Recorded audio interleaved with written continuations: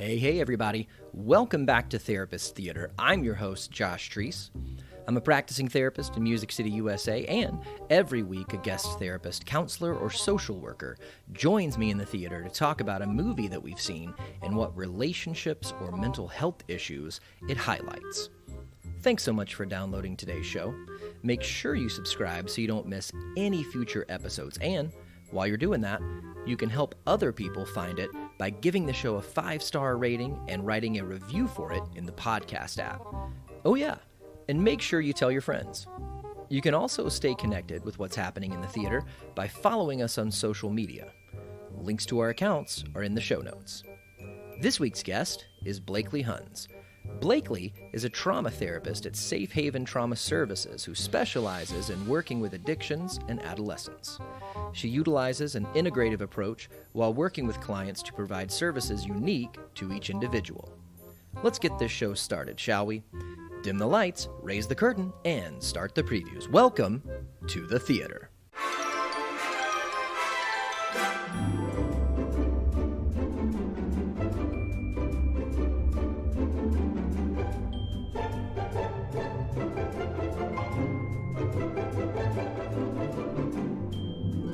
Blakely, how's it going?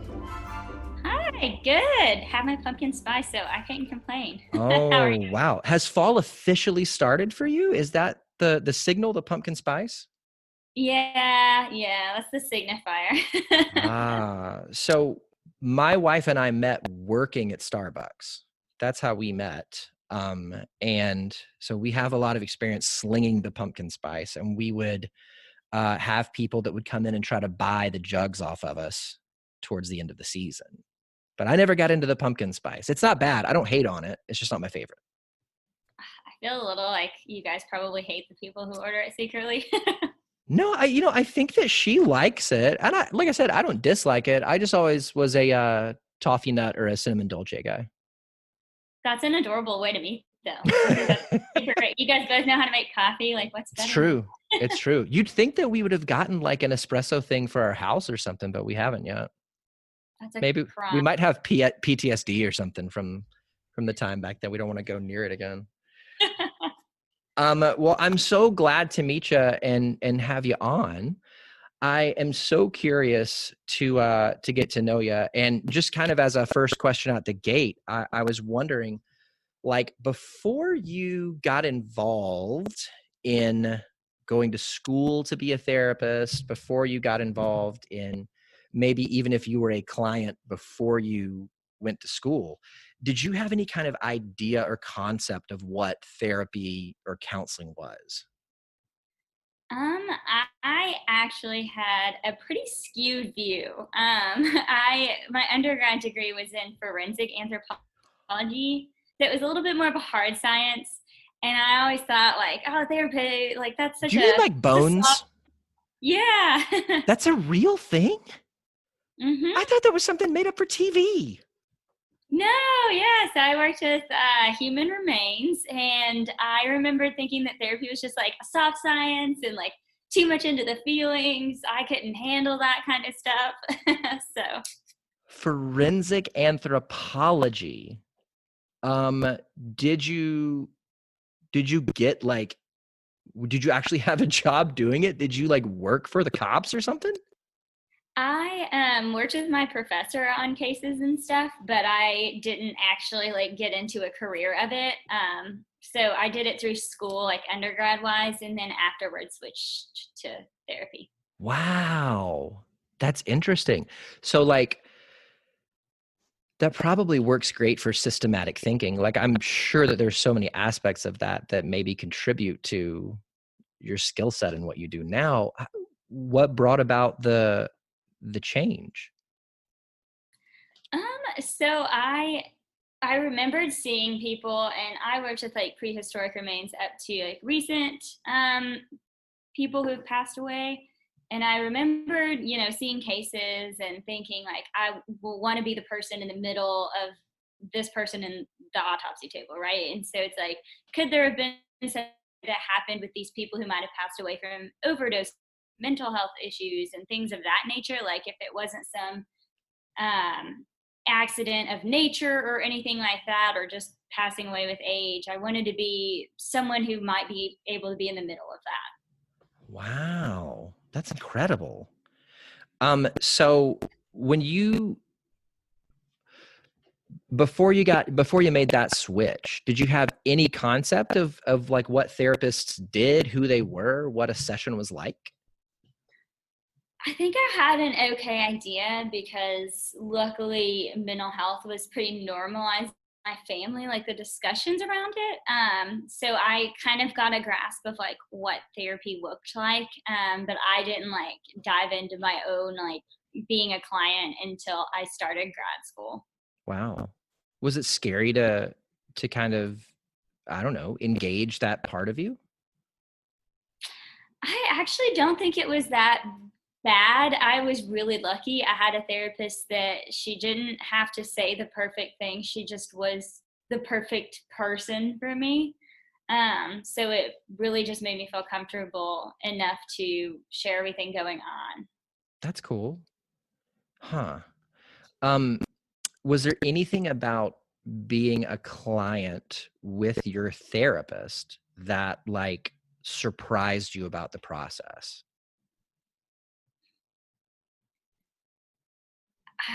I think for me, it was learning that they don't have to be this this typical like what you would see in TV, like booky, smart, like Oh says yeah. everything perfect kind of person. It was just natural flow, and I think I remembered hearing her cuss for this first time and being like, "Whoa, Oh yeah. we can be real people with each other." So I think I was shocked that the person in front of me was real, Yeah. in a sense. Yeah. I remember the first time my therapist said, "I call bullshit." And I was like, "What? Huh? Are you allowed to say that? What?" Um, I also distinctly remember the first time that I made a joke that made him laugh in session. And I was like, "Okay, cool.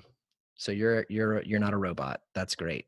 Yeah, I think that is, I think, surprising, because I know that, like, my first time on the couch, I was so scared that it was a bit like the scene that introduces Poe Dameron in The Force Awakens, where I think I literally remember saying, like, "How does this work? Do you talk first or do I talk first? I don't how does this" um, and then I just kind of vomited everything out for, like, 45 minutes or something like that. But I didn't have any concept of what therapists or therapy was other than Fraser Crane before I sat on the couch, and so for me, it was all surprising.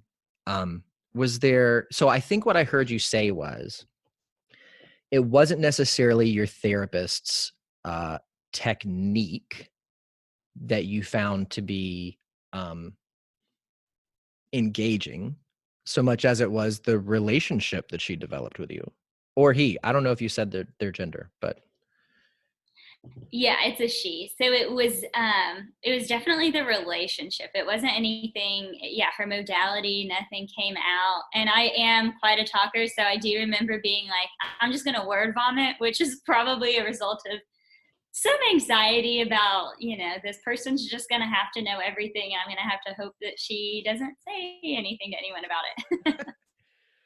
yeah. Huh. Um, so why did you choose to get into therapy? Why do you do what you do? Oh man. So I guess that's kind of, and I think I've heard other people on your podcast say like it's kind of a loaded question, right? There's like a bunch of ways. So I think I was mostly interested in addictions. I have a lot of loved ones, close family members, friends that are in recovery, and I've seen what the face of active addiction looks like. And I think for me, it was seeing that and wanting to create some sort of change and make a difference, for not only my clients, but also like going out and advocating for that. That Mhm. was huge for me. Wow. Um, huh. Yeah, I think that when you have a loved one or a friend or something, somebody that you care greatly about who's dealing with any issue, whether it's mental health or physical health or whatever, it becomes a personal thing. Like, it's really tough to not let your heart get caught on fire for something like that. And I think that it's such a strange experience to not only have your heart get caught on fire, but to also have a little itch in the background going, and also maybe you could do something about it. Yeah, I think I definitely saw, and I think it helped me understand too, like going through school and working with my clients has helped me even more understand what my, loved ones are going through. It's like, oh, that makes more sense. Because at first it was just kind of this non-conceptualized, like, I have a feeling this is what's going on, but I don't really understand it. And the best way to understand something is educate yourself. So for me, like going through grad school really helped me understand, like, oh, that's what's going on. Like, I get Mhm. it. And it kind of takes the bias out of it. Yeah. Yeah. What do you think is like an example of a bias that a person might have towards something like that? I think with society in general, it's been an uphill battle for people with active addiction. We have politically, trying not to get too political, but like we have a war on drugs and all of this stuff, which is pretty much a war on the addicts themselves and people who are trying to be in recovery. And it's demonizing them, making them seem not good people. I've definitely had a lot of experiences about hearing people tell me like what was said to them in court or what office or like any people have been telling them, like society all these years, that they're not good, that they're not worth it, they're not going to amount to anything. And so for me, it was wow, eye-opening and wanting to make a change for my clients and for people who suffer with this, because it's absolutely not their choice. But unfortunately, I don't know that society's necessarily handling it well. So, Yeah, I feel like we've made some steps in the past, I don't know how many years, baby steps, towards maybe viewing it in a different way. And I think that every little bit of research that comes out, helps with that. But I think to treat it as I'm going to try to structure this in the correct way. To treat it as a crime is difficult because of what you said. It's not at the point of full blown active addiction. And like this past week, I was reading a Patrick Carnes book where he talked about kind of 4 stages of it: an escalation stage, a de-escalation stage, an acute stage, and a chronic stage. And he said, once you get to chronic, no amount of treatment's really going to change anything. And that person is usually institutionalized. Most of the time, the people you'd say are in active addiction where they still can semi-function, they're in that acute stage. But even there, it's not like an active choice that they're making. They've attached themselves to whatever the addictive thing is, and it's just their way of maintaining a baseline. So to, you know, straight up toss somebody in prison without treating any of that stuff, it's not so much, you're not treating the addiction, you're containing a person.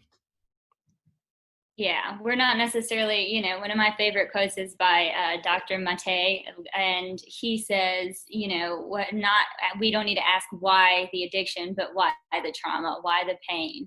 So we're seeing these people at this surface level issue, and it's like there's so much underlying it. Mm-hmm.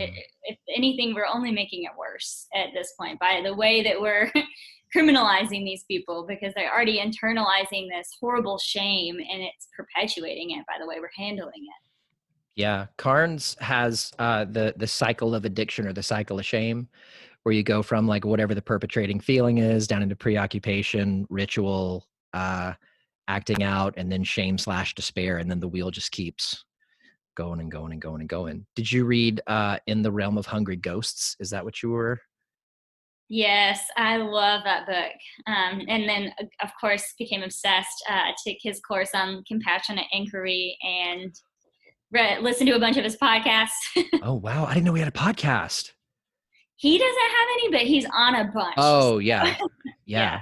When we get done, we'll have to take a few minutes to kind of like trade resources, because I am just always like so curious what everybody else is engaging with. Yeah. See, speaking of the like kind of running with the idea of like looking for or finding new ways to like view addiction, my boss actually recently told me about like website for this woman, and I'm blanking on her name right now, but we were talking about how tr- addiction could potentially be a way to dissociate, like more of a dissociation with the substance itself. So like using it to kind of take ourselves away from this discomfort. It's a lot of Mhm. like not wanting to feel this feeling or not wanting to be in this situation. And so, using the substance can in essence like take me away from it. And I thought that was a fascinating point of like, oh wow, I didn't think of it like that before. Yeah, I think I've conceptualized it as connection versus disconnection. And so, we have these three levels of relationship happening all the time with us. We've got like the intrapersonal, our relationship with ourselves. We've got the interpersonal, our relationship with others, and we've got the extrapersonal, our relationship with a higher power. And to be actively engaged with all three is to be a whole person.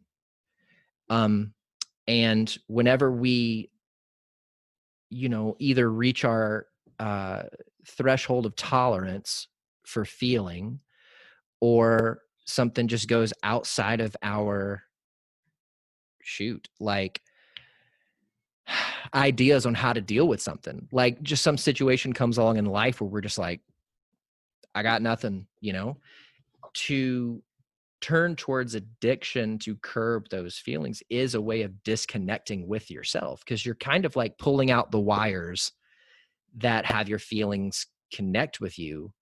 um and like I tell clients, because most of my clients that come in don't have a head problem. They live up in their head. They have a heart problem. They've disconnected all of this. And I'm like, the object of the work isn't to like turn the brain off and turn the heart on. It's not this goes to 0, this goes to 100. It's for this to be at 100 and the brain to be at 100 too, and then be working in conjunction. So you get information from both sources. So like, yeah, I think disconnection from the self or turning away from the self. Yeah, I like that. I jive with that. Yeah, it makes sense with the attachment piece too, because most people who are in active addiction, like we lose this connection. It either helps them. It's like two different streets you could take, I guess. Like one, you connect because like you're a little more lucid, you're less like nervous about talking to people, and then the other way is like isolative and more to yourself. So it's very fascinating to see which people's drugs of choice aren't by accident. They're chosen based on, or I guess I don't know if chosen's the right word because that makes it sound like it's intentional, but it's a little more like what is that person benefiting from the drug. Like if it's cocaine, like, oh, I always want to be up, I always want to be happy, I want to be around people and I love that. And so like that might be that person's drug of choice, where someone else might be like, I want to calm down, I feel so anxious all the time, like, and then so marijuana or Xanax or something like that. Huh. See, now you got me wondering, like, if you've noticed in your work, are there any particular personality types that gravitate towards any particular addictions? I think it's again, it's kind of like subjective to the person, but I think when you get to know that person and you get to know what it was, I always ask like, what, how is that benefiting you? And most of the responses I get are typically like, well, it's not, it's a problem. And it's like, no, no, no, no, no. Like, what is it doing for you? What's the But payoff? That's what I always ask. Yeah. yeah. And so usually you can find that like what that person's choosing makes so much sense, and it's like, it's not this crazy, like, oh, they're horrible and they're just like going after anything. It's like, no, this person desperately needs, love or connection, or maybe they desperately need excitement. It's like all of the things they're wanting for are very human desires, but the way that they're going about it has just been a little different. It's not Yeah. serving anymore. Um, yes. I 100% agree. A guest that I've had on a couple of times, Terry Murphy, always says everybody makes sense in the context of their story. it's not that we would say every behavior is right or healthy or wise, but it makes sense. Like when you sit with somebody long enough and you find out what's behind the curtain, and you kind of know, okay, so I get why you picked what you picked. Do you know who Russell Brand is, the comedian? Yes. Have you read his recovery book? I haven't, but I wanted to. Is it good? It's the best book on addictions and recovery I've ever read, including like academic ones. I mean, I think he's coming up somewhere close to 20 years of sobriety from like everything. And he says in the book, I think that it started with food, and then it went to alcohol, then it went to drugs, and it went to sex.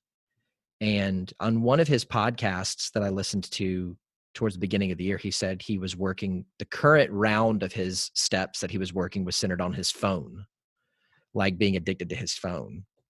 But he has this definition of addiction that I just thought, that's brilliant. He says that it's when normal biological processes like food, relaxation, sex, or status get prioritized to the point of destruction.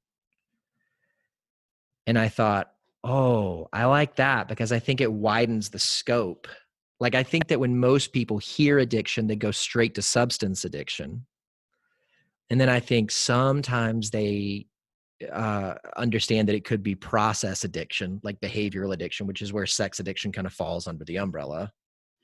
But I think his definition widens it even farther to realize, oh, it could be to your phone. Like it could be to anything that like lights up, your dopamine and endorphins enough to relieve the cortisol and develop an attachment. I mean, you could even take it as far as like thinking, or anger, because I think about this in my own self. I am a huge overthinker. And so it's like, I read recently that thinking can keep us detached from emotion. So a lot of people who are like these overthinkers are really just avoiding that emotion. So in my head, I'm like, what is keeping, again, with the like judgments we place on people who we usually think of as addicts or alcoholics. It's like, what is so different about our coping strategies versus theirs, right? Mm-hmm. So a lot of these people have suffered a trauma and they're resilient and they're using all of these things all the things they have and all these things they can think of, and they're very creative. But we're demonizing that instead of, people who overthink or people who maybe get more angry or use food. None of it's really all that different. Yeah. I mean, I always think addiction is addiction is addiction is addiction. Like there's just so many commonalities between everything. There's different consequences. There's different, maybe not interventions, but like steps in the treatment. But the process to get there it's all very similar. And I like what you said about thinking can be a way of detaching from emotion. Before I became a client, before I knew anything about therapy at all, I remember walking and talking with a friend of mine, and I had just broken up with somebody I was dating. And I remember telling him, I'm probably just overthinking this. And to this day, I still think about what he said all the time. He said, there's no such thing as overthinking. There's only unproductive thinking. And the more that I've learned about like anxiety and rumination, I really got what he was saying, because there is a natural process of like thinking about the issue and trying to find a solution to it. But if you don't ever drop down into that, trying to find a solution and taking action, and you stay up in the thinking and the anxiety and the worry, it's like you're spinning your wheels. Like, you're just not making any progress. And so I really, what he said has just stuck with me for so many years. And I've always thought, whenever I get stuck, okay, I'm being unproductive. What would it take? And usually for me, it's because I'm staying in my head. I need to like externalize it, get it out, say it to another person. I am notorious. I have this big Post-it pad next to my desk that's like, I don't know, 11 by 16. And I stick those pieces up on the wall back there, and I got a bunch of Sharpies, and I like back up 6 feet and write and stare at stuff. Like one of those scenes from movies where they got pieces of yarn going from like paper to paper. That's the kind of stuff that I got to do to get stuff out of my head when I'm working on something. Cause it's like, I know if I leave it up there, I'm just going to spin those wheels. Yeah, I'm the exact same way. Like, my brother's like, "Are you okay?" Because I'll just blurt it out, and he's like, "I don't even know how you have that many thoughts in your head in 1 minute." Like, Mm-hmm. you would be surprised. So it definitely is very cathartic to be able to voice it and externalize your thoughts, because some people are just better external processors, Mm-hmm. rather than just keeping it all in, right? Yeah. Yeah. My wife and I have had to learn to even maybe say something along the lines of like, all right, tell me how your train of thought got there. Cause cause you might be talking about one thing and then you get quiet and like 3 minutes later, you're like, yellow Volkswagen Beetle. And they're like, what? Tell me how you got there. Trace the steps for me so I can be with you in it. So let's talk about a movie. The movie that you hadn't seen. Oh, you're going to wrap me out. What movie did you choose for us to talk about today? Dead Poet Society. Dead Poet Society. Yes, it's true. I had never seen it before. And it wasn't even like I was trying to not watch it. I have a friend who is, I think, in Seattle, who to this day has not seen Braveheart. But he, at this point, it's all trolling because he loves whenever somebody talks to him about Braveheart saying I haven't seen it and seeing how mad they get. I haven't seen it either, admittedly. It's all right. It's okay. It's not like, it's not even anywhere near the top of my like favorite movies. I just think it's funny that he has held on to not watching a movie for like 3 decades at this point just to troll people. Yeah, that's kind of funny. Because people Yeah. get very passionate about the movie. Yeah. Yeah. And so it wasn't like that. I think it was just because Dead Poet Society is it's so ingrained in pop culture that it was almost like I knew so much about the movie without seeing it that I never felt that like I should see this movie, you know? Um, so when we were talking via email about what to pick, I think maybe I said something to you about it. The guy that wrote the movie based it on his experience at a school here in Nashville. I think I said BGA, but that wasn't it. It was Montgomery Bell. Yeah. So Yeah. it's very interesting to me. I remember, I think I saw the movie before I found out that it was based on a school in Nashville, and I was like, oh, Mm-hmm. Which he said that like it's not a one-to-one comparison. Like this is exactly what it was like. And he even said, I didn't have this. The situation in the movie isn't a true story. Like that's not what happened. But he did have this teacher that like lit his brain on fire with inspiration, and then the next year was gone. And he said in the movie, there's this big like event that happens that makes it happen. And he said in real life, it probably he just got another job offer or he got married or whatever it was. But he said something like, but I always just wondered, like, what if it wasn't that? What if it was something different? And that's kind of where the ball got rolling. huh. Yeah. So what was it about this movie that made you want to talk about it? I think it was, I've always thought it was a very well done movie, but I think really the focus on like the adolescent males, like the boys, and how they interact with one another and their sense of camaraderie and stuff. I just thought it was very interesting with like thinking about like masculinity and what we tell our boys and everything. I just thought it was very interesting. So I liked the movie for that. Yeah. So, and it's set, I want to say in 1959.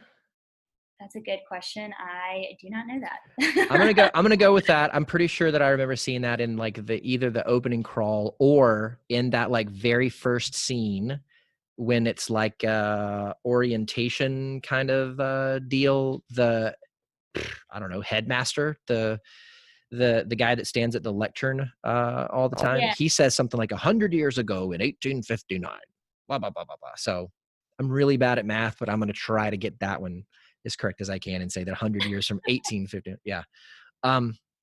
So I think that we were talking in my supervision like a week or two ago about, my supervision partner was saying, Josh, you concentrate a lot with guys on calling out toxic masculinity and kind of like learning how to walk that back. And I think that in as much as toxic masculinity can show up in the presence of a boarding school full of teenage boys, I think to also have it take place in the late 50s, that's going to be an even bigger presence. Yeah, I even today you see it, but I can imagine that it would be exponentially worse and deeper ingrained in that school. And even in the opening scene where you saw, like, I mean, it's not a very big school, it doesn't seem, but when you see all the students, there's not really any diversity in the population at all, really. Oh And the my professor, gosh, I just realized that. Yeah, it's all white kids. yeah, Huh. and affluent, as well. Yeah. Like the families all had some sort of money. Like it was not like these students from middle, or I guess like one of the kids' parents said they were not as rich or something like that. And I remember thinking, like, their house is huge. What do you Yeah. mean? Yeah, Uh, Neil's father said something about like, don't throw this away. We're not a rich family. But then when they do take the scene to their house, it's like a big house with wood paneling everywhere. And, yeah. the dad has his own private office. Like, so I'm I not was, really, yeah, affluent. Yeah, they had it. So tell me more about what you saw in this movie that you feel like it needs to be discussed. So we've got a bunch of young men at a school together. It's a boarding school. So maybe they come from all over the country. I don't really know, but they're without their parents. It seems like the faculty is all males as well. Um, and they're all there together. I think that a big thing that I noticed from the movie like that was, you see these boys get this like taste of freedom almost, but they still have these rigid expectations from their parents. And so it's fascinating to see them struggle with that. It's like, oh, I have this like newfound sense of freedom, I'm in here, but the school is still pretty strict and the students are still having to abide by these rules. So it's like, and they're still anxious to their parents want them to do. Yeah. So, and I want to dive into that, but let's kind of, I guess everybody that clicked on this kind of knows at this point though, but like the thing that kind of inspires them or lights their minds on fire or whatever is the introduction of a new professor. I don't know what they would have called them, I guess, at the school, teacher. Robin Williams' character, Mr. Keating, that comes in as I don't know if he's the English teacher or the poetry teacher, if that's the same thing. I think he's their English teacher. I Okay. thought, but maybe, yeah, because they did seem to focus on poetry like the whole time. So Yeah. So he comes in and is concentrating primarily on poetry. And it's kind of from this introduction to poetry, and really stereotypically, because I think that the thing that this movie's known for is his eccentric teaching style. I guess you could say, because he's teaching poetry, but he has them leave the classroom a lot. He has them stand on their chairs, tear pages out of their books, all these kinds of things. But it's I think that introduction of something new into the system of the school that these boys kind of go, oh, okay, there might be something different. yeah, I think that you're correct in that, and I definitely saw the same thing where they, lighten up a little. Like you can even see them be a little shocked in that first period when he like tells them to walk out of the classroom. They're all like, "What? This isn't Uh-huh. traditional." So it's very fascinating to see that like shift in the boys. Mm-hmm. So something that I was wondering about during the movie was you have this classroom of boys, but which I guess this is just how a movie works. You really spend time with, I want to say like 4 or 5 of them. out of this whole classroom. And we're kind of brought into, and you're going to have to, I say this like all the time, but I've got an IMDb page pulled up like as well on my screen because I'm so bad at character names. But like, we're kind of brought into the school with Ethan Hawke's character, Todd. He's like the new kid that's coming in during orientation. And he rooms with Neil. And really they're like the two kind of main, I guess, guys that we are with most of the time. And really, now that I'm thinking about it, it's not even that like Todd, we find out a ton about Todd's story. We just see everything happening through his eyes as the new person. But like, it's really like Neil, Todd, probably the most like white senior PGA tour I've ever heard name in my life, Knox Overstreet. That's like the most golfer, like, I mean, that guy is going to be wearing plaid pants. Like that is a definite thing in his future. But those guys, and then Richard, but I feel like they called him Cam, the guy with the red hair that always had the purple brush, and like a few other pits and things like that. And so what I was wondering, I just took a really long way to get here, is same inspiration to all of these boys, but their action on the inspiration isn't all the same. Yes, I noticed that, with the one boy, and I'm horrible at names too. So he goes after the girl that he's like been interested That's in. Knox. Yes. Yeah, Knox. And then, Todd, he finally like says his poem out loud in front of the class. And like, he has all those breakthroughs and such. And Neil goes after that role he wanted to in the school play. Like they all kind of, and then, I forget the one kid's name. And he said, "Call me Nawanda." Oh yeah, that was Stephen Meeks. So maybe they just called him Meeks. Glasses. Oh no, huh? You talking about the kid that took the lipstick and like Yeah. Yeah. No, that was Meeks. I think the kid with glasses was Pitts. Okay. Maybe. The pictures on IMDb are all of them as adults, and so it's anyone's guess. Someone's gonna hear this and be like, they really don't know these characters. Have they watched this movie? Is that something that they did before this episode? But yes, so they all took these like different paths with like based on his inspiration, which I find pretty interesting to see play out. Yeah, I think it's really interesting. I did not find out until I was in grad school that I am a rule follower. Like I didn't know that about myself until, we got into like psychological assessment class and we took a bunch of assessments, and part of that was, hey, go take like 6 to 8 or have them administered to you 6 to 8 psychological assessments, and then come back in your final project in this class is to present the findings about you. And so one of them was I had somebody who was like certified administer the Enneagram to me. And I came back as a 6. And the thing that like lit me up so much about it was in this person's assessment, they didn't use like a Scantron or a test. They had cards with a bunch of pictures on them. And some of them had like phrases as well. But one of them said something about overly cautious and daredevil. And then I think on the same one, it said something about loves rules unless you disagree with them, and then rebels against them. And I was like, listen, I don't know how those two things make sense together, but that's 100% me. That is funny because I'm also a 6. Yeah. 6s unite.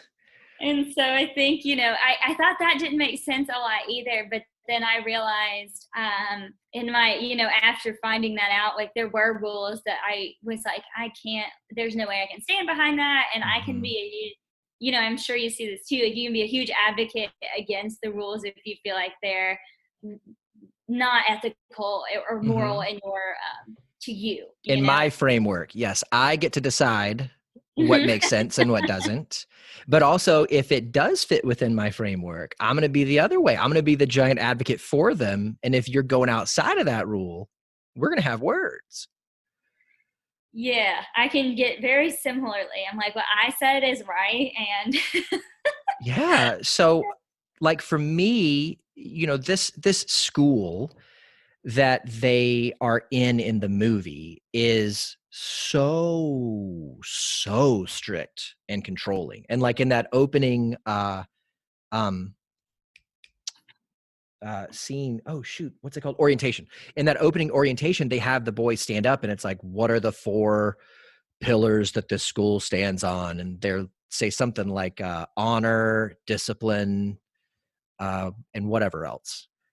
But it's very much like whenever the headmaster or a professor says something, you are supposed to jump and you are not supposed to think, and they like tell you every step and you follow it.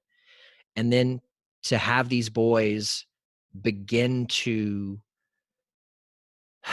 I don't know if it's testing boundaries or just a natural exploration outside of what they're being told, but it like really, really, really challenges that system.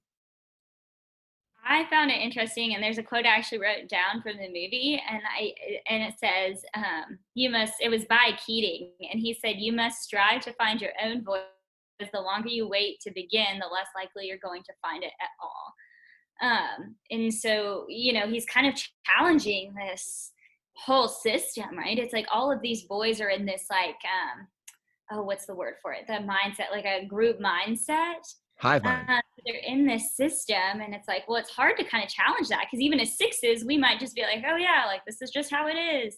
Mm-hmm. Um, kind of accepting that reality instead of saying like, hey, no, I don't agree with this. And so they're in essence like losing their voices in the system until Keating comes in and shows them that they can rebel or push boundaries or explore or whatever word you want to use for that. Yeah, yeah, and I didn't really that I think that like bringing up the concept of like being a 6 and being a rule follower or a rule, I don't know, burn the whole world downer.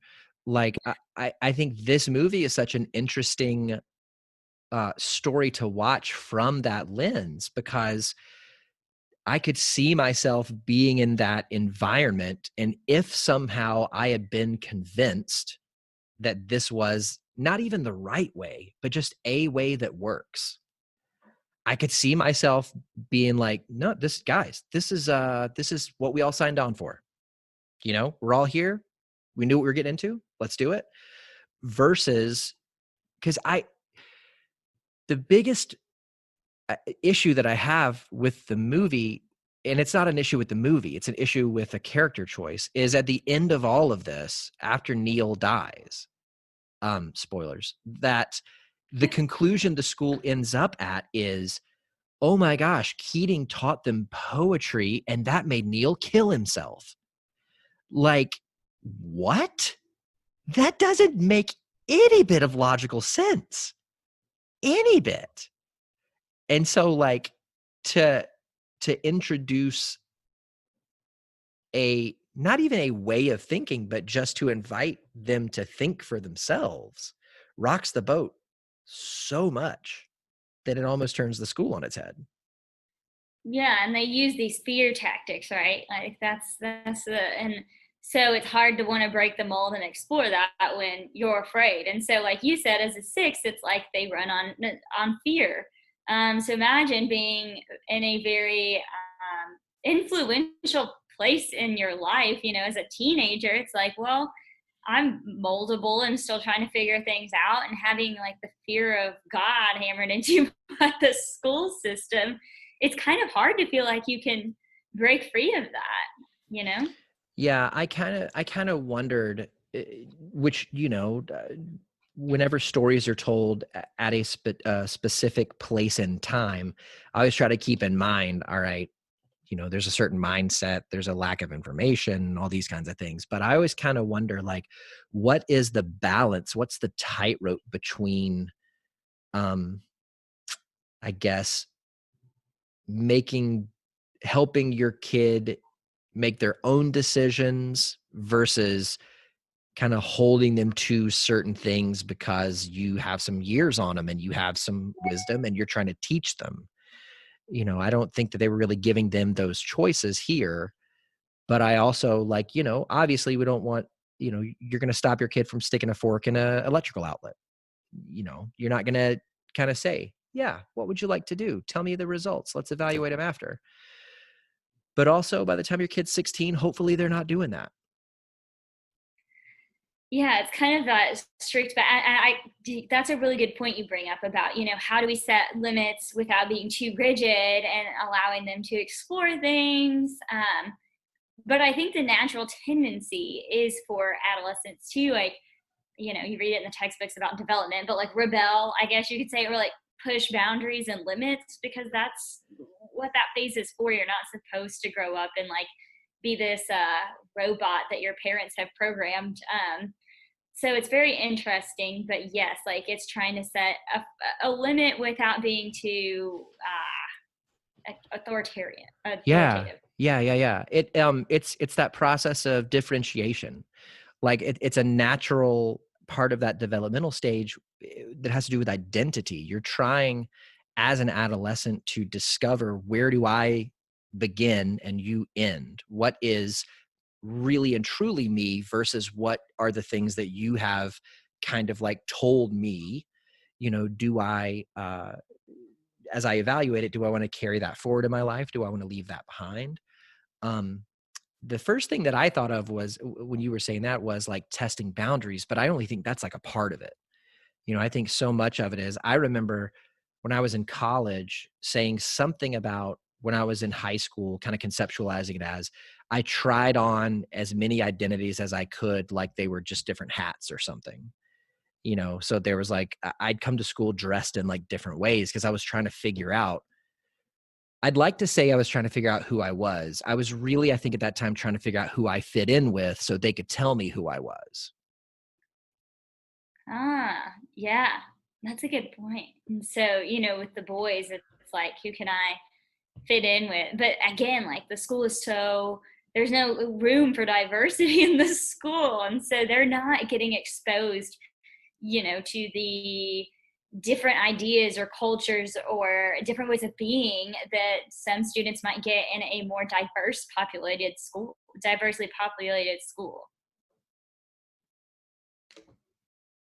Yeah. To even find an identity where everybody dresses the same, has the same haircut, goes to the same classes, lives in the same dorm hall, sits and listens to the same instruction and eats the same stuff every day. I mean, how do you even begin to do that? I don't know. But back to like what the the ways that their inspiration kind of fleshed themselves out. You brought up how Knox pursued this girl. And I can't remember, was that a girl, like, how did he meet her? Like, I remember him riding a bike and like riding it into a bunch of birds towards the beginning, but like, I don't remember how he met, how he met that girl. Was it like he and his parents went over to somebody's house for a party and that's where he met her? Yeah, he was invited to like some family dinner. Imagine if she was like a swamp monster then like came out of the pond. That would have been more exciting. But That's well that's the movie you can cover on round two. What was that movie that Guillermo del Toro did a year or two ago? The Shape of Water, or oh yeah, the Shape of Water. yeah, where the woman fell in love with the fish monster. Yeah, maybe that'll be the next one. But Yeah, we're here talking couples therapy in The Shape of Water. So he like this introduction to poetry, and really Keating says pretty early on, like, why do we talk poetry? It's to get women. Like, and so Knox kind of took it literally. Like and I guess like if we want to talk like therapy language, he gets in touch with his desire and longing for connection, romantic connection. And I don't know. I mean, I think it's pretty normal for a teenage guy to become, it might be safe to say he was obsessed. It's pretty much all he could think about and to pursue it. he was quite enamored, despite the consequences positive and negative, but like he had that she was dating that guy, the football player, and he just didn't see that. Yeah, but she also like lays her head on his lap at one point at a party. No, And she was then, already asleep. Wasn't she? She was already asleep, and he sat down. oh, huh. Okay. But he bends down. She, in no way is she like moving towards him, like making a move towards him. He like bends down and kisses her forehead, and one of her boyfriend's friends like sees that and does the whole hey, and then her boyfriend trounces him.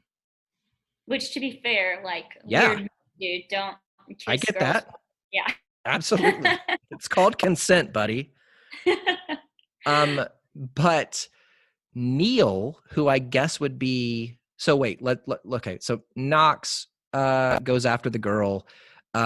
Todd gets in touch with his inner poet, and I think really begins to start thinking about his life from a little bit of a wider angle, because you have this scene between Todd and Neil where they talk about Todd's birthday present, which was the desk set, the exact same one he got from the year before. And he kind of gets at the place in that scene where he realizes, I don't know if they even really thought about me because they got this for me last year.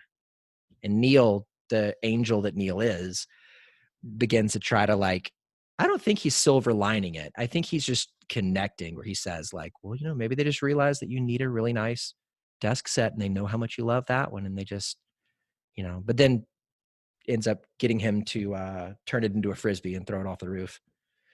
Yeah. It sounds like he's trying to, like he's trying to give everyone the happiness that he can't find in himself. And I see that with a Ooh. lot of my clients who suffer from depression. It's like, I just want everyone else to be happy because I know how horrible it is to be miserable. Wow. I did not think about that. So you think that Neil taking the time and effort to connect with others might be a way of giving himself something? Yeah, giving himself something in a sense of like, maybe it makes him happy to see others happy, or maybe he just sees like, I know how it feels to be that bad. And I don't want them to feel like that. It's quite a lot. A lot of people who I've seen who suffer with depression or these deep dark thoughts. It's like, well, I know what it's like to experience that, so they try to make others Do you think happy. that's legit? Do you think that that's a way of not attending, like a codependent thing? Like I'm focusing on you so I don't have to see me, or do you think that it's, yeah, do you think that's legit in Neil, not in like the broader? I was gonna say, I think it's quite subjective for the person. Mhm.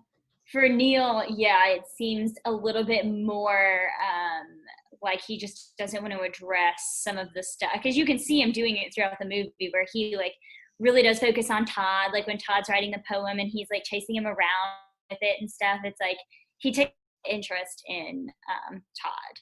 Mhm. So it sounds like he's kind of trying to distract from his own pain. And then maybe also like there is a genuine component of like, I want Todd to, feel better. I don't want him to be as sad as I am. Mhm. Yeah, and I think like from the time Todd like gets to their room, I think Neil like invites him to the study group, so he's trying to be make connections, be inclusive, those kinds of things. Uh, oh my gosh, what's the name that the guy changes his name to? No Wanda. No, Wanda. Yeah, that was okay. So the way that he kind of like handles his inspiration was he kind of acts out, because he like kind of does that thing in the middle of the he makes a, I don't know how he did this. He made a phone ring, and then he said something about it's God calling in the middle of the assembly. And he brings girls onto the campus, I think just down into the cave where they meet. I don't remember him bringing them into the school, but he kind of, I think, I mean, he's probably an 8. Like, it seems like he just really like tries to go against as many things as he can after he kind of catches that fire of inspiration. Yeah, I think that kid is like what I want. I look up to the eights, and then I'm like, man, I wish that I was able to be that, bold in my statements. But you But can yeah, be if you find the right thing. If you find that thing that rubs you just the wrong way as a 6, then you move towards the 8. yeah, he's my spirit animal for when I disagree with the rules. Mm-hmm. Mm-hmm. But yeah, so he kind of takes it in that way, like his inspiration. But you can also, like, one of the interesting things, I guess this is tangential, but I think I noticed with the boys too was like their companionship and sense of like brotherhood, and when Keating is around, like, they're not as like, they're close, they're friends, but the way that they interact with each other physically, everything shifts with Keating around. Did you notice that, how they'll like be more close and intimate with one another than just like that surface level, we're guys and we don't talk about feelings thing? Yeah, I don't know if I noticed that, but now that you're saying it, I like the part where he takes them into the courtyard and has them, 3 of them kind of walking around. All of a sudden, their like paces match up to where they're a bit like a centipede. Like they're so close, but their feet are moving at the same uh, rhythm to where they don't trip over each other and stuff. Yeah, it's interesting to see how a positive male influence can like influence their camaraderie and their sense of like closeness. It kind of normalizes this, like, guys can be friends and have these emotional connections and things like that, whereas before it was very like rigid and what you would think of as like the typical toxic masculinity, Yeah. all boys school. Yeah, I think it was like a kind of like the ultimate example I think would be Neil's dad. That's, it seems like, what they were all kind of headed towards. Kind of this like stone-faced, you know, angry eyebrows all the time, controlling, one way is the right way and that's it. Um, and I kind of wonder, I'm sure it's both, how much of that bonding or shift in relationship had to do with them sharing this experience of being in Keating's class together versus how much of it was just having the model of Keating in front of them as a man who is fully alive, fully in touch with his feelings and passions and longings. Yeah, it makes you wish there was more of him. Even to this day, that was like set in the 50s. So it's like, imagine if our systems were a little bit more in place, like every teacher was like Keating, or maybe we're a little bit more because it does lead boys to end up like Neil's dad, or Mhm. more violent, or any of these things. They're putting on these masks every day at school, and Keating kind of allows them to like take the mask off and be close with one another, which is really cool to see. Yeah, I would imagine it was really tough to, like, I don't know how often they had Keating's class. Like, I'm trying to think back when I was in high school. I don't think we had A, B schedules where we had like one class on Monday, Wednesday, Friday, and then Tuesday. I think we just had like 4 classes for I don't know how long, a semester, half a semester, whatever. And then we switched to 4 more. But like, I wonder how tough it was for them to be in that class, in that environment, and to be allowed to let their guard down and then go to the next class where they got to like put it right back up. I mean, it seems like some of these boys have been doing it for a while if they've been at the school long enough, but I'm sure it's hard. I think it's probably harder for them to take the mask off, if anything, Yeah. in Keating's class. Because it takes a while. There's actually, this is a little tangential too, but there's a all boys like addictions program that's out in Arizona that I went to go visit, and it is incredible, the milieu there and the way that they like reframe like how these boys interact with each other, like by the end of their stay, because it's in Balance Ranch Academy and the boys stay for like at least a year. The way that they interacted with one another was tear jerking, basically. Like the boys were Wow. hugging each other and like being like emotional towards one another and saying like, these are my best friends. And it wasn't like it was very normal there for them to be so close. And so it's very interesting that they're like, it takes a while, boys upon getting there are a little more like, I'm not going to be doing that. So it takes a while to break that habit or take the mask off all the Yeah. way. Well, I mean, if they're going there because they have addiction issues, then if addiction is an intimacy disorder, if it's the inability to form and maintain healthy and long-lasting emotional bonds, then it would make sense that they're not going to show up just and be buddy-buddy with the other guys there. Like, you've got to get to the center of what is it that told you, who is it that taught you, what event shaped your uh Patrick Carnes talks about all addicts having four um kind of governing beliefs in their life, starting at I'm a bad and unworthy person, and ending up at sex or whatever the addiction is being my greatest need. And so you kind of systematically have to work your way through four different beliefs, challenging them to even get to the place where you can begin to introduce new concepts that would help in uh, um, bonding with other people and forming relationships. I think what's interesting is when you were saying how some of them acted differently when they were in his class. I remember that last, maybe it's not the last scene, but the scene where Keating shows up to get his stuff from the classroom, and the headmaster guy is there and tells him to get out. As he's leaving, they do the captain by captain, but not everybody in the class stood up. Only like half of them. Yeah, they were all, and you could even see like when they were all sitting at the desk, like they're all hunched over, heads down, like very more submissive, shameful posture of like, and even still that, like you said, that effect of like some of them, their internal system and external saying like, these are the rigid rules we're following, and they kind of kept with that. Yeah, including I've already forgot his name. The red-haired kid that always brushed his hair, the one that snitched.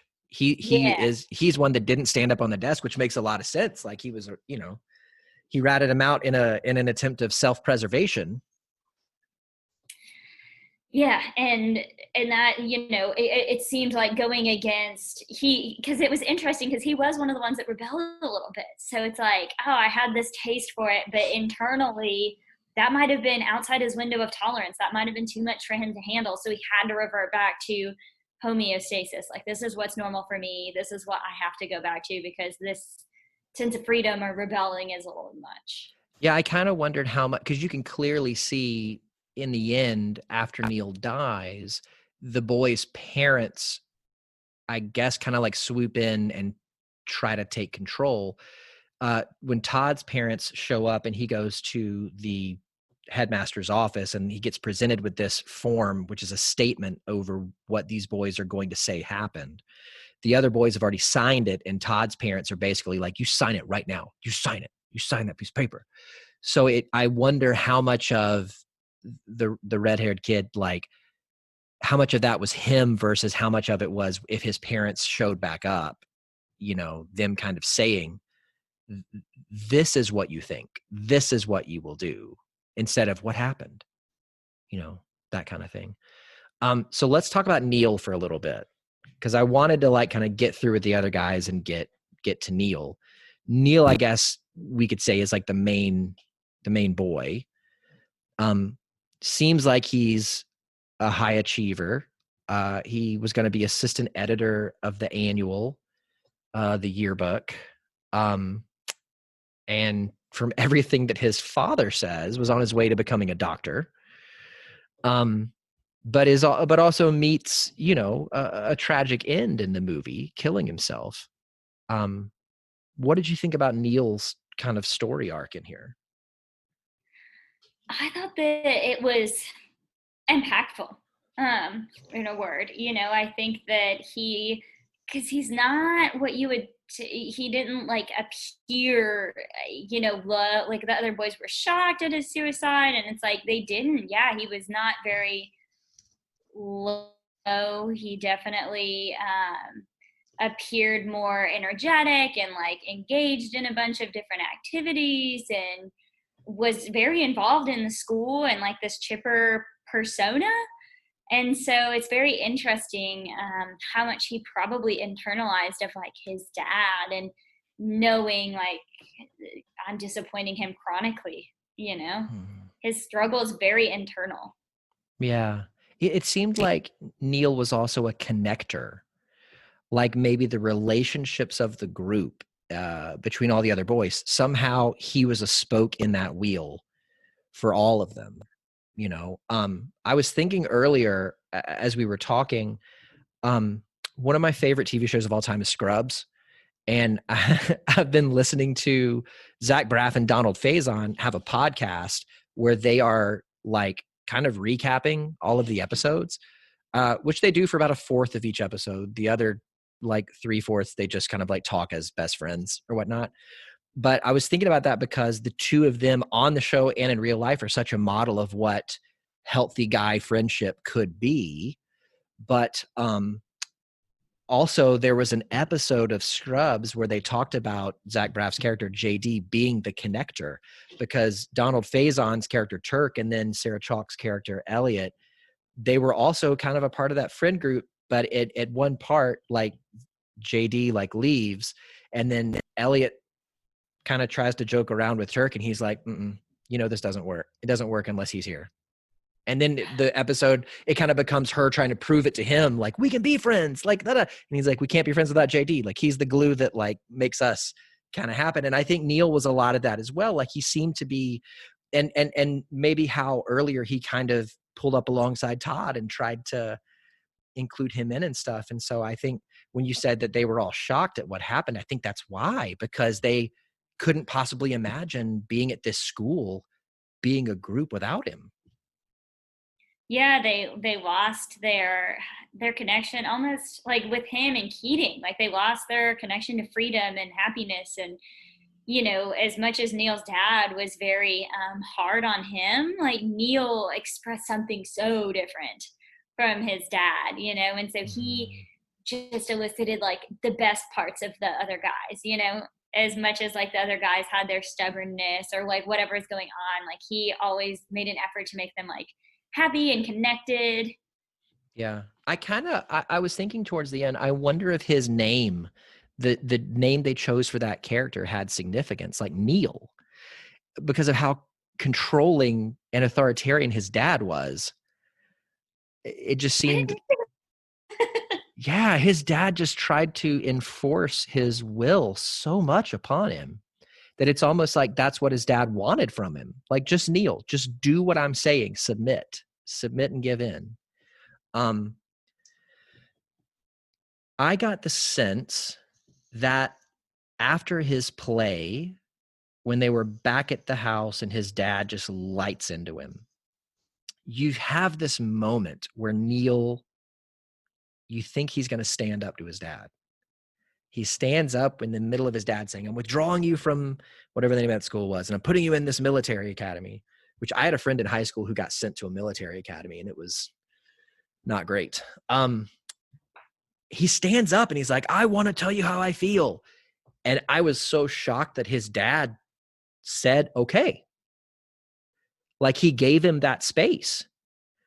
But then it was like he couldn't use it, because he immediately sits down and his eyes glass over and he starts staring off away from his dad. He withdrew, he shut down. He didn't even know how to, maybe he did know how. He was just so deathly afraid, which how could you not be? But I got the sense like after that, it was a matter of, I don't know if he was depressed. I don't know if he was down. I think I know for sure he felt trapped. Like, he can't go to his dad. Clearly his mom is withdrawn. Like, his mom would never challenge his dad. He went to Keating, but Keating is saying talk to dad, and I just tried that. So it's like I got no options. I got no other doors. Yeah, he definitely has this like blinders on of like there's no other option but this one for me. Yeah. Yeah. What do you think that you would say if you had a client in front of you that felt like they were out of options? think it's, you know, I think that I have definitely tried, the therapist in you wants to make it better and wants to say, like, there's a million options. Like, no, of course not. But, I find the most helppful thing is to sometimes just validate that. Like, oh yeah, it does seem like there aren't other options. It does feel that way. Because I'm not gonna say it's true, like Mhm. that there are no other options, because obviously for Neil, yes, there were, but he's not going to see and hear that right now, and no one's hearing Neil. I think what Neil needed was, yeah, like, this is hard and it does nothing, Well, I and think sitting. Keating was hearing Neil, but I think Keating's influence at that point in the story is so limited versus his dad's. I don't know if you could say his dad had influence over him so much as his dad had control over him.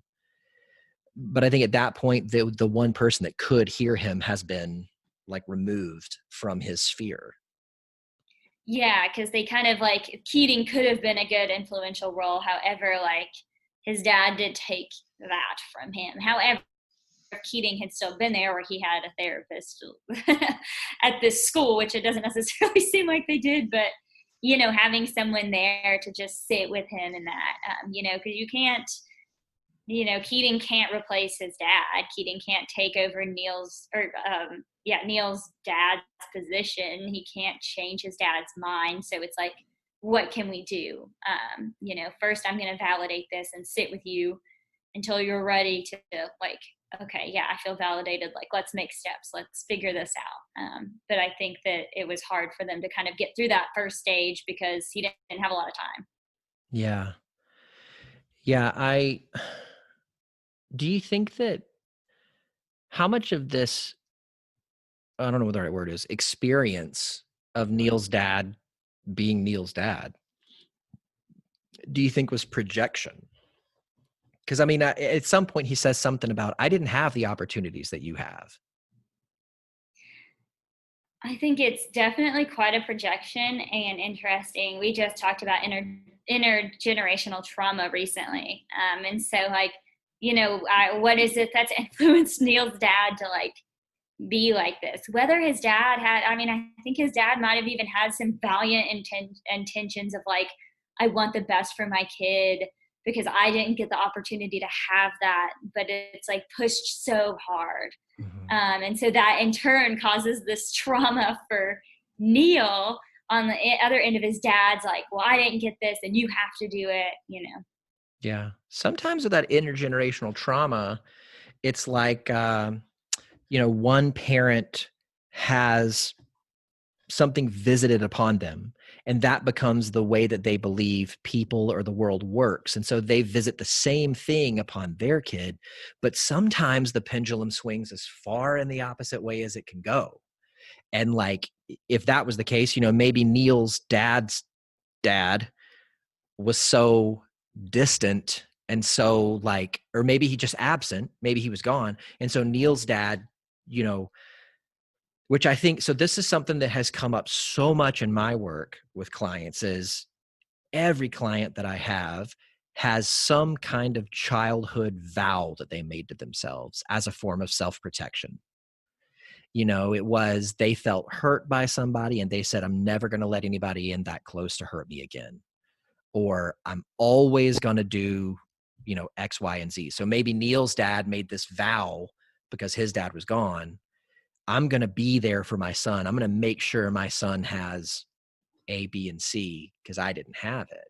And he's so, I had a friend who was telling me about his therapeutic work once, and he conceptualized that like this. He said, when I was 8 years old, my dad, I don't remember what the situation was, but like his dad hurt him. And he vowed, I'm never going to let somebody in that close again because I can't stand this pain. And he said, what I've learned through my therapy is as I continue to live by that vow, and he was like in his late 20s, early 30s at the time. As I continue to live by that now, it's as if every time I am going to make a decision about a relationship, I turn to an 8-year-old child and say, what do you want me to do? And then I listen to them. And he was like, that doesn't make any sense. Like, why? I wouldn't walk out into the street and like meet another 8-year-old and ask him like, hey, listen, file my taxes this year or not. What do you think I should do? And then listen to them. He's like, but why is it that I am listening to myself as an 8-year-old so much? And I thought that the way that he conceptualized that was just so spot on, because you create this worldview or formula or vow or promise to yourself at such a young age because you think you have to, but then as you grow you continue to live by it. I think that's an interesting way to frame a core belief. Like it's like this childhood vow sounds a little bit like more accurate to me, you know? Mm-hmm. And you can see where that comes up. Like I can definitely see where it comes up for me at times. And it's like, oh wow, that's coming up. Like I can see that. So it is interesting to see how other people's like play out and how it affects like all of their interactions. Mm-hmm. Yeah. Yeah. I in my therapy, my therapist led me through an exercise where it kind of at the end of it, pulled out, I think it was 3 core beliefs that I had been living according to. And then even traced kind of, oh, where did these things start? What experiences in your life validated those things? And some of them, not some of them, all of them, I was really surprised at like seeing on a piece of paper, like, holy cow. And what's interesting is, and I tell my clients this now, knowledge of those things existing inside of you doesn't automatically fix it. It just makes you aware of it.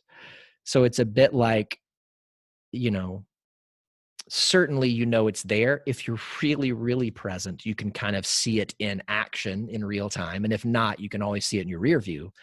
But, just gaining knowledge, like so many times a client will say, I just need to know why this happened, or I just need to know why I did that. And I'll have to say to them like, cool, we can talk about that. But sometimes knowing the why isn't what's going to fix it. Sometimes knowing the why just helps you develop a flag or a signal that goes up so that when it happens again, you can go, oh, when that happens, I know it's because I'm thinking or feeling X, Y, or Z, and I can enact my self-care plan to help take care of that. Yeah, I mean that's a great one. It's kind of like we our practice, use a lot of that safety and stabilization first because, and a lot of people just want to jump to this like processing of trauma or getting to this core reason, and then it's like, okay, well, yes, but we want you to be able to feel like you're in a place to do that. A and B, just recalling something doesn't, I think a lot of people see therapy as like, oh, okay, well, like it's like a magic bullet, it'll take it away, like the problem will be solved once I'm like, okay, this is what happened, processed, I'm normal, quote unquote normal. Mm-hmm. I've seen a lot of people mention that, and it's like, no, this is something you work towards. And yes, life isn't going to always be like unmanageable, but this is always going to be something that we kind of are living with. Your Yeah. anxiety doesn't just disappear, addiction Yeah. doesn't just disappear. In fact, when you first get sober, a lot of times it's worse because you're feeling the full volume of your emotions for the first time in a long time. And then not knowing what the labels even are, it's like I don't even know what I'm feeling, but it's just a lot. Yeah. Yeah. I said to somebody the other week, I think, I thought when I was starting therapy myself that therapy was going to help me feel better. But what I discovered was that it helps me feel better. Like I thought it was going to make me happy all the time, but it really just increased my ability to engage, understand, deal with, and use my emotions for what they're really for. Yeah, I mean, and I definitely tell people, I'm like, it's okay that this is tough. I'm taking away your biggest coping strategy. I'm sure you're not going to be super thrilled about that. Someone Mhm. just took away like all of the things I do to help myself like navigate life. I'd be pretty ticked and feel a bunch of things. And so Yeah. it doesn't make you feel quote unquote better or good all the time. Yeah. I told a client the other day, I was reminding them, remember that recovery is a lifestyle change. And if you have been in addiction and you're 35, you are attempting to restructure and relearn how to do life. That's not an easy process. So if you trip up on the road, that's okay. this particular client has a habit of saying like, man, why don't I have this down already? And I'm like, because nobody showed you. Yeah. And nobody maybe modeled compassion to understand when you fall down on the road. Yeah. Yeah. He, a session maybe 2 or 3 ago, he got real teary-eyed about something. He said, "Oh, I'm such a wussy." And I was like, listen, you got to get that toxic masculinity stuff out of here. You are not a wussy for feeling. Like that means that all of your systems are working as they're supposed to be. And when we talk about sadness, sadness is the message that something that you care about or that you love is either changing or that it's gone. Sadness is a spotlight that shows you that. And so when you're feeling sadness, it's not because you're a wuss, it's because you're experiencing a loss. And that matters. You don't feel sadness over something if it doesn't matter. Exactly. Yeah. And I think it's like, especially I've seen with my male clients, like it is a lot of like reframing these concepts that society shaped for them. So it's definitely been one of the biggest challenges is like sometimes even showing them like this is what that emotion is, and it's also okay to have that. Yeah. Yeah. I I think so much of my work with clients is normalization, validation, and I don't really know what to call it, but I'll say try agains, where like they are experiencing something and maybe their emotional reaction to it is to not emotionally react. And so it's kind of like, no, let's go back to that and let's think back through it and let's see, let's pull out. Like I try to normalize for them.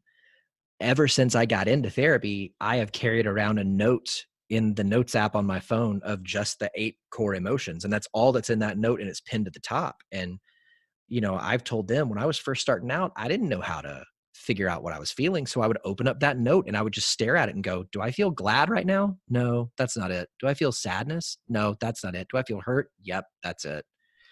And I was like, if you got to do that, like do it. And even right now, I don't have to do it, but I still do it because it's helpful.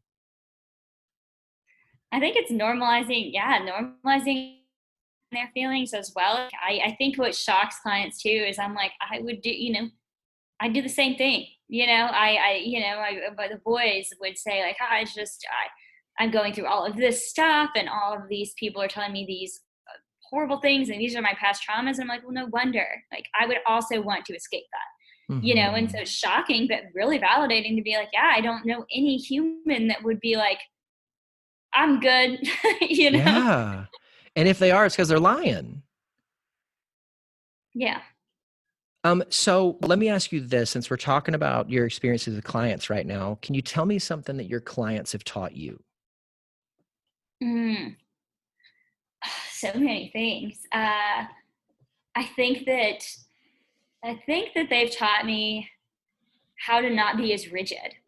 When we talk about rule following, I remembered going in to see my first client and just being in complete panic, like, oh gosh, what's going to happen? And I think the best advice was a friend of mine who was in recovery and also working there at the time. It's a little crude, but he's like, what do you think that you're going to do? Like, do you think you're just going to like completely fuck up this person? And I was like, I don't Yes, know. Like, that's what, exactly what I make think it is going work. to happen. And I was like, but I can't. And he's like, there's nothing you're gonna. I mean, there's obviously a select few things. He's Sure. like, but there's nothing you're gonna do or say. They just need you to be there and hear them. And I was like, okay, yeah, you're right. And so I think that they've taught me to be less rigid and inspired me with their resilience. A lot of my Mhm. clients are so tough, and the things that they go through and like live through are incredible. So I think those are Yeah. two of the biggest things. Yeah, I tell my clients all the time, like the really tricky thing with treating addiction is that the addiction has worked this long. Like for a lot of them, the reason they're still here is because they had the addiction. And so I always kind of frame recovery as you've used this one tool for so long. What would happen if we introduced new tools and you tried those out? And if they worked better, what would it look like to let go of this old tool?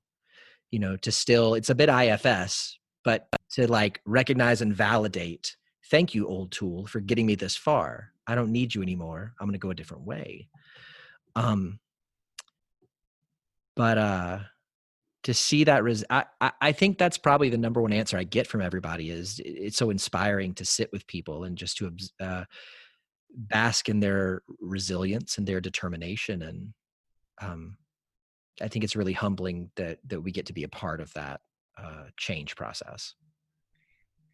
Oh yeah, and it's hard to even take like the credit. I'm like, you guys are doing all of the work, I'm just here. And so to just be able to give them a place to sit and sometimes living hell and sometimes just sit there with them is what they need. Marshall Linehan says that, and that's always been inspiring. It's like, sit here until you you're ready to get up, and then we'll get up and then we'll climb up the ladder, right? So it's kind of like with Neil, like he just needed some sit with him there, and slowly climb out with him. Yeah. Also, the advice that I got before my first session was not as good as yours. Mine was from a professor, though, and he said, just join, and don't pee in the chair.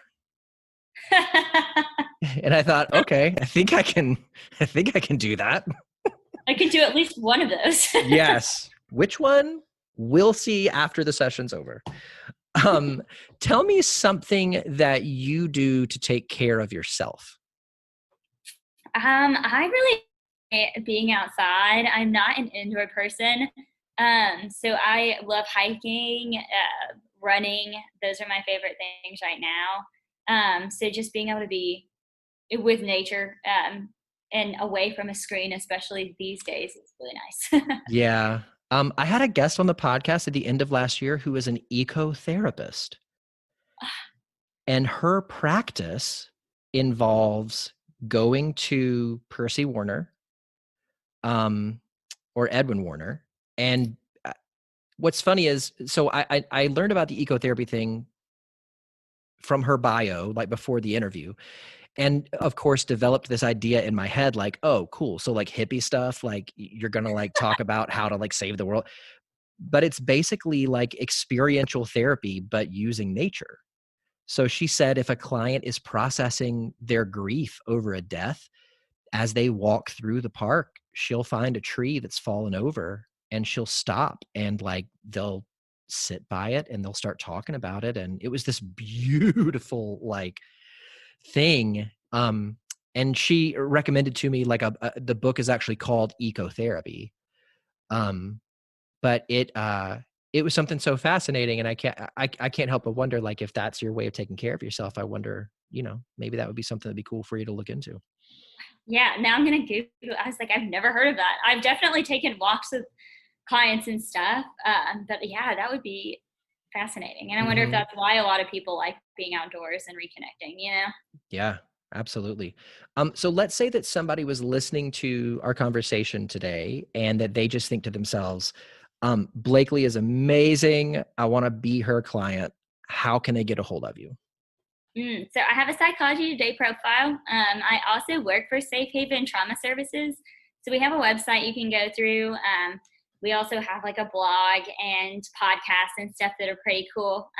So that would be those would both be ways in which they could like explore the company and find me to connect. Very cool. All right. Well, Blakely, thank you so much for being on today. It has been so absolutely lovely to meet you. And I'm just so glad that I got a chance to talk with you for a while. Awesome. Yeah. Thanks for having me. Nice.